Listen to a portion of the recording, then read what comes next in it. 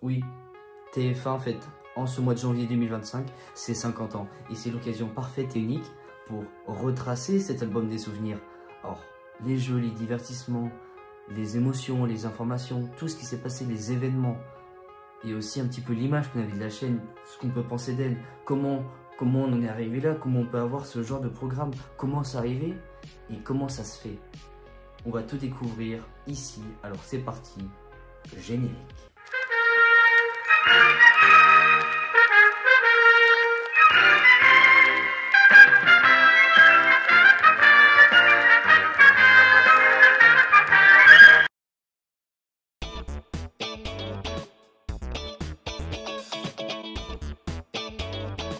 Aujourd'hui, les personnes, concrètement, c'est celles qui regardent la télé pour tout, se divertir, s'informer, découvrir. Et puis surtout, ces personnes-là ont l'habitude de zapper sans arrêt. Vu le nombre de chaînes qui existent, et il y a bien plus de 50 ans, seulement 3 chaînes existaient. Il faut savoir que l'ORTF, un organe d'État où il y avait des chaînes de télé et de radio, ce qui s'est passé, c'est que TF1, la première chaîne, on l'a transformé en Télévision Française 1, qui est devenue TF1. Il va y avoir Antenne 2 et FR3, les deux autres chaînes, qui deviendront France 2 et France 3 des années plus tard, bien après. Et un petit détail qui va faire complètement de différence, TF1, c'était une chaîne publique jusqu'en 1987. Et là, on va comprendre que concrètement, il y a eu un avant et un après. Parce que c'est seulement en 87 que le CSA, le gendarme de l'audiovisuel, qu'on appelle maintenant l'ARCOM, en fait, il a pris la décision de rendre cette chaîne privée. C'est vrai qu'on peut beaucoup râler. On râle souvent au niveau des pubs. Il y en a trop, ça dure trop longtemps. Bref, il faut comprendre pourquoi ces pubs sont là. Pourquoi il y a autant de pubs sur TF1? En fait, ça permet de contribuer au financement des programmes. Ça coûte de l'argent de produire et si on compte les équipes techniques, les plateaux, les jeux télé, les programmes, tout a un coût, on est d'accord. Sinon, ils ont juste à mettre une caméra et puis c'est fini, basta, ils font une chaîne de télé avec ça. Non, il y a du matériel, il y a des équipes, il y a tout ce qui va avec. Hyper important. Mais bon, pour revenir sur son naissance, en 1975, on assiste à la venue d'émissions mais totalement différentes qui vont s'installer au fil des ans et des décennies par centaines.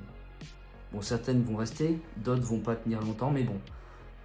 Quand on a besoin d'avoir de l'audience pour avoir des pubs, pour avoir aussi des programmes de qualité, on ne peut pas tout faire, il faut avoir des choix.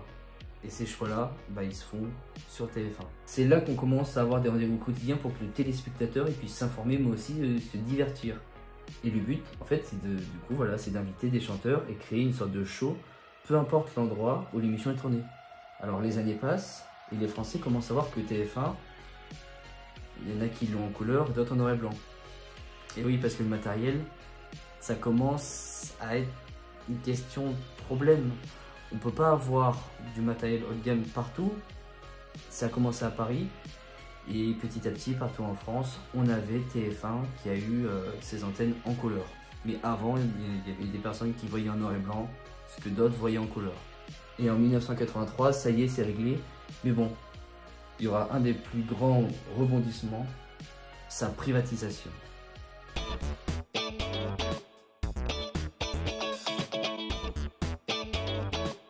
En 1981, François Mitterrand, il est élu président de la République. Il succède à VGE, Valéry Giscard d'Estaing. Il se dit, ça y est, c'est le renouveau, c'est les années 80, il va y avoir du changement. Et qu'est-ce qui se passe? Il a envie de changer l'audiovisuel. Entre 84 et 86, il va s'occuper de mettre des nouvelles chaînes. Alors on a Canal+, lancé le 4 novembre 1984. On a la 5, qui n'aura pas duré quelques années, enfin plus ou moins, voilà, jusqu'en 92, après c'est fini.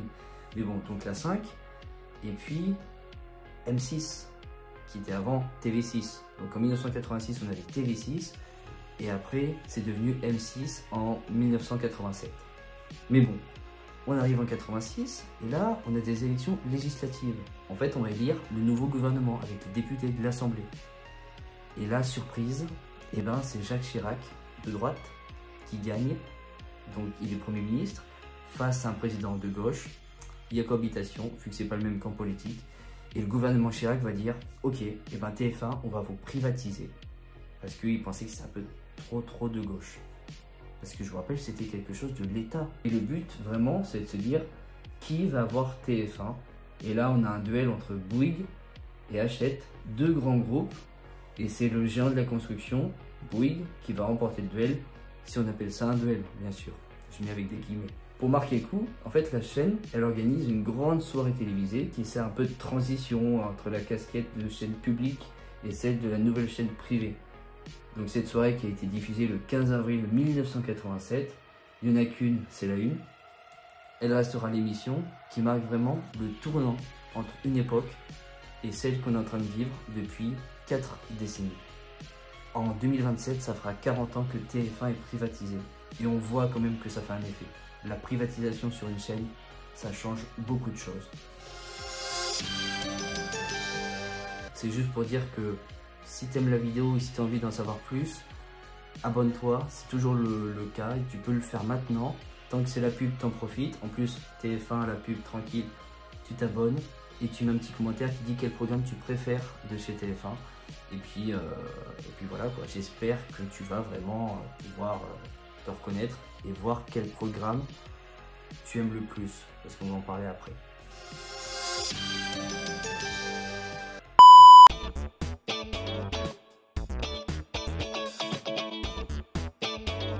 Faut bien qu'on puisse parler aussi des équipes. C'est primordial les équipes, parce que sans elles, eh ben, il n'y aurait pas d'actualité, il n'y aurait pas de contenu transmis aux téléspectateurs. À chaque fois, en fait, les équipes, elles sont présentes pour les partager. Et vu le nombre d'événements qui se sont produits ces 50 dernières années, que ce soit dans le foot, dans le sport en général, dans tous les arts possibles, dans l'information, à chaque fois, il faut penser aux journalistes, aux personnes qui sont sur le terrain, devant comme derrière la caméra.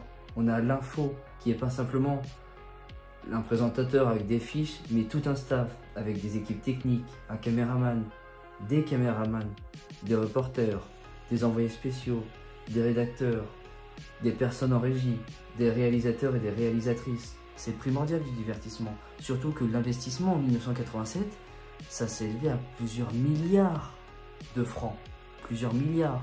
Donc bon, on ne peut pas se dire, ok, on va juste mettre de l'info, c'est tout. Et c'est hyper important d'avoir du divertissement. C'est la clé pour rentabiliser la chaîne avec les programmes. Avant 87, il n'y avait pas aucun programme. On peut bien penser aux soirées Carpentier avec leur émission phare numéro 1. On avait bon nombre de vedettes qui venaient faire le show, chanter des chansons à elles, ou pas forcément. En 1980, on peut parler du Club Dorothée. Oui, parce que les plus jeunes qui ont été devant le Club Dorothée, tous les mercredis après-midi, qui regardaient ça, qui ont grandi avec elle, avec toute la bande, et qui maintenant sont des adultes, ça fait quelque chose de se replonger en arrière. Bon, ça peut donner un coup de vieux, j'imagine. Mais bon, là on est vraiment sur la nostalgie. Entre 87 et 97, on a toutes les semaines Dorothée qui vient nous faire des programmes avec sa bande. Elle vient nous amener des sitcoms qui viennent des États-Unis. Voilà, avec des rires préenregistrés, des trucs en studio, des histoires à l'eau de rose ou pas forcément. Mais c'est pas la question. Là, on est vraiment sur du divertissement. On essaye de faire rire les jeunes, les moins jeunes. Mais vraiment, c'est plutôt sur une cible jeune qu'elle s'appuie. Après, elle essaie de plaire à toute la famille. Et c'est ça qui va réunir les téléspectateurs et les membres. Parce que oui, pour adhérer au Club Dorothée, il y a plein d'avantages. Et un des avantages que moi, j'ai pas connu parce que je suis né bien après, c'est le jour de son anniversaire, avoir son nom qui apparaît dans le générique. Et je ne dis même pas les personnes qui ont vécu ça, qui devaient attendre et devaient mettre pause ou devaient vraiment arriver au bon moment. Parce que ça passait tellement vite que bon courage pour trouver ton nom. Après, c'est peut-être arrivé aux personnes qui me regardent, j'en sais rien. Voilà. À vous de me dire aussi dans les commentaires si vous avez vécu cette époque de Dorothée. On ne sait jamais. Même récemment, on a vu qu'il y avait pas mal de fans qui étaient au rendez-vous. Il y avait un Prime avec Nikos comme présentateur. Ça s'appelait Merci Dorothée, un peu sous forme de Prime documentaire. Et preuve que les fans étaient au rendez-vous, et ben ça a fait de très bonnes audiences pour la chaîne. Ensuite, pour les années 90, là on a plusieurs visages qui vont être dans la catégorie culte. À la fois les émissions que les présentateurs, les animateurs. Jean-Pierre Foucault et Sacrée Soirée. On avait des personnalités qui étaient invitées et qui recevaient des surprises pour créer des moments d'émotion assez fortes. On avait aussi Michel Drucker avec Star 90 pour mettre en avant les talents du moment. Beaucoup dans la chanson. Et puis, c'est également l'âge d'or pour Patrick Sébastien et ses émissions au carton d'audience. Son talent, une bonne ambiance de carnaval avec des sketchs, des imitations, des chansons et puis plein de déguisements. Ah mais oui, mais même dans le public, tout le monde était déguisé. Tout le monde, voilà, c'était le carnaval et c'était, voilà, les gens se posaient, ils venaient là pour faire la fête. Et c'est resté au fil des années, Patrick Sébastien, que ce soit sur la 1, la 2, la 8 ou toutes les chaînes possibles, mais il a gardé cet esprit de fête. Et à chaque fois qu'on peut le voir là, maintenant on pensera à ces années TF1 où vraiment ça a marché, du tonnerre pour lui. Après, pour la décennie des années 2000, c'est là qu'on voit émerger le concept de télécrochet et de télé-réalité. On avait des émissions encore à la mode en ce moment comme Star Academy. Là, c'est des académiciens qui se retrouvent chaque semaine pour faire des prestations chantées et dansées. On avait aussi Secret Story qui pousse chaque personne à trouver le secret des autres. Mais le but, c'est qu'on ne trouve pas ton secret. Il faut que tu trouves le secret des autres, mais sans que toi, tu te fasses dévoiler ton propre secret. On avait Koh Lanta, on retrouve pas mal d'aventuriers qui ont comme mission de survivre en milieu hostile dans la nature, toujours avec le même présentateur, Denis Brognard, depuis le début.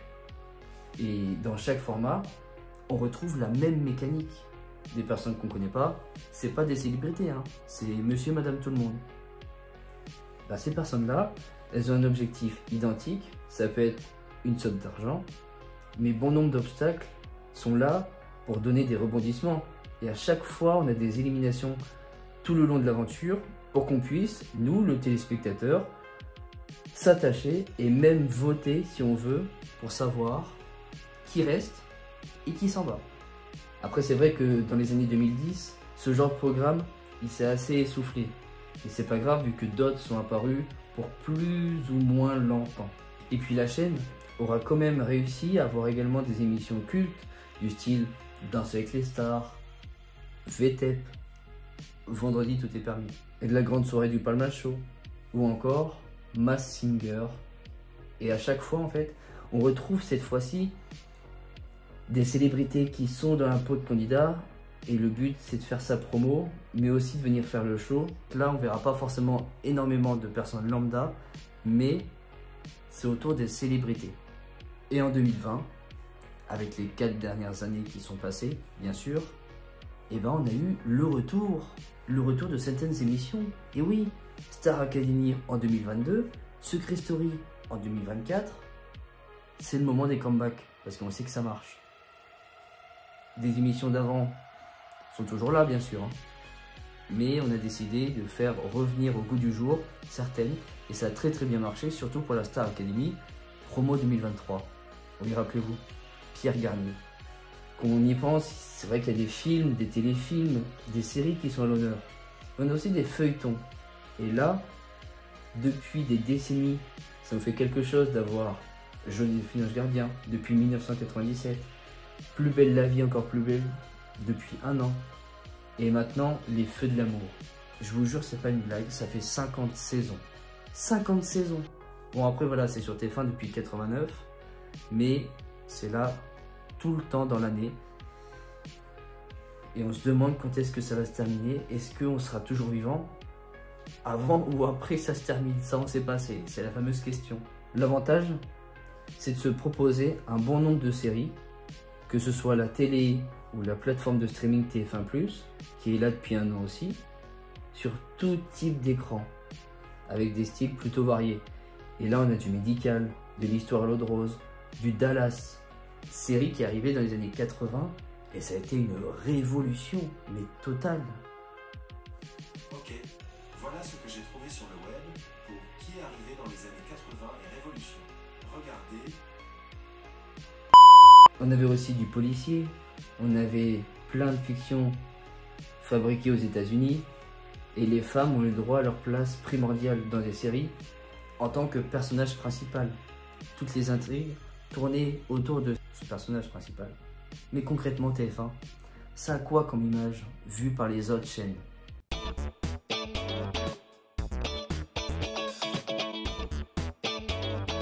et des gens, la plupart, sont plutôt en bonne entente avec TF1 et d'autres, en particulier, pas trop. Et c'est le cas du groupe Canal, avec Canal+ et C8. Mais déjà Canal+, pourquoi? Le marché de la télé s'est ouvert à beaucoup dans les années 80, surtout 2000. Tout le monde veut finir gagnant, alors certains ils n'hésitent pas à taper là où ça fait mal. Et Canal+ avait pas forcément une très bonne relation avec la chaîne. On va prendre une émission, par exemple les Guignols de l'info, et avec les marionnettes, ils se sont permis de donner certaines critiques qu'ils avaient eux de TF1. C'était pas forcément les meilleures ententes du moment dans les années 90. Et ça a continué aussi un petit peu avec le temps. Et cette vision, elle a continué sur C8 avec Cyril Hanouna, principalement dans Touche pas à mon poste. Et on sait bien qu'il veut s'entendre avec certains. Il passe pas sa vie à les critiquer. Mais voilà, TF1, c'est pas forcément ses meilleurs amis.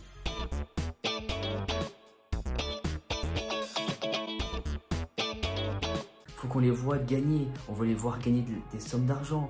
On veut les voir rester le plus longtemps possible. On veut un feuilleton, mais qui soit pas dans une série, qui fasse un petit peu comme dans la vraie vie. Et là, franchement, TF1 fait fort, à tel point qu'il y a plein d'émissions qui sont restées dans la culture contemporaine, dans la culture populaire. C'est le lapsus par rapport à la chaîne, vous aurez compris, on parle de la culture contemporaine. Bref, voilà. On peut reconnaître une sorte de recette spéciale. On a un animateur vedette, un générique qu'on fredonne à chaque fois, une réplique qui revient souvent, et puis des candidats qui sont aussi atypiques que jamais pour gagner de l'argent et des cadeaux. On a commencé à jouer avec Dorothée dans les années 70, elle posait pas mal de questions dans un fameux jeu, et puis avec le temps, les jeux se sont multipliés, les formats étrangers ont cartonné en France, pour pas mal d'entre eux, pas forcément tous, mais la plupart. Par exemple, Qui veut gagner des millions? C'est une autre version étrangère. Les 12 coups de midi, c'est une autre version étrangère. Et voilà, c'est une question d'adaptation et par rapport aux normes et à tout ce qui pourrait aller avec la chaîne. C'est pas forcément du copier-coller, mais d'accord. Les années 80-90, c'était plutôt l'époque du juste prix avec Patrick Roy, Philippe Risoli. On avait le Millionnaire, et puis la Roue de la Fortune. Et à l'heure du déjeuner, on avait Tourné Manège. Et c'est là qu'on y verra un mastodonte arriver, Vincent Lagaffe. D'abord avec Laura Lapelle, et puis après le Big Deal, entre 1998 et 2004.